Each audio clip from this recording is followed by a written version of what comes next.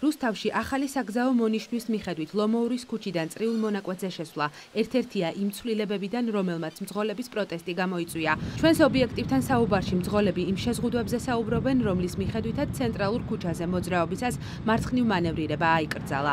ამ კრძალავის საგზაო ნიშნები დამონტაჟდა მეგობრობისა და კლდიაშვილის გამზირზეც. ავტომობილის მძღოლებს მეგობრობის ქუჩიდან კლდიაშვილის ქუჩის მიმართულებით გადაადგილება აეკრძალათ. ასევე გადაადგილება შეზღუდულია კლდიაშვილის ქუჩიდან ფალიაშვილის ქუჩის მიმართულებით. მეგობრობის ქუჩაზე გადაადგილების დროს კი მძღოლს მარცხნივ მოხვევა ეკრძალება.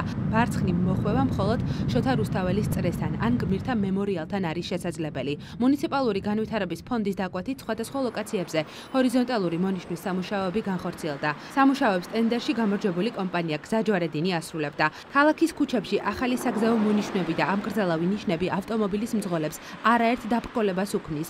მაშინ, როდესაც წესები მძღოლებისთვის ყოველდღიურად მკაცრდება, ჩვენს ობიექტივში მოხვდა კადრი, რომელიც ნათლად ასახავს, როგორ არღვევს სამართალდამცავი მოძრაობის წესებს. TV4 დაინტერესდა რა არის მთავარი პრობლემები და გამოწვევები, რომლის წინაშეც ქალაქში გადაადგილებისაც მძღოლები ყოველდღიურად დგებიან. მათი თქმით, ახალი რეგულაციები ქალაქში მოძრაობას მხოლოდ და მხოლოდ აფერხებს. ვეჯინთან უნდა მივიდე, რომ მარცხნივ შევუხვიო, მანამ ვერსად ვერ შევუხვებ. ანუ გახვიდე მტკვრის ხიდთან. აი მარცხნივ ჩასვლა რომ მინდოდეს ვერ ჩახვალ. კოსტავაზე, ხიდზე გადახვალ, იქაც ნახევარი გზა უნდა გაიარო და მერე შეგიძლია მარცხნივ ჩახვიდე.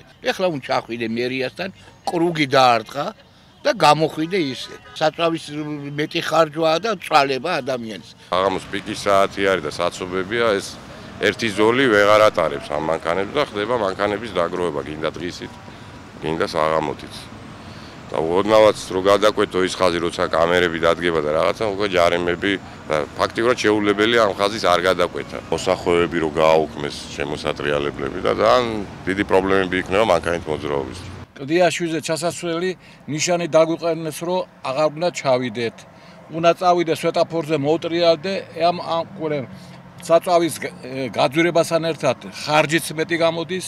ესენი არიან მარტო გადასულები იმაზე, რომ დაგვაჯარიმონ. მათი მუშაობა ეს არის მხოლოდ ხალხის გაღარიბება და გაუბედურება. აი ვიწრო გასასვლელიდან ერთძოლად გადადიან და რიგი დგება ზეიდან, აი 200 მეტრიანი რიგი დგება საღამოთი მანქანებისა.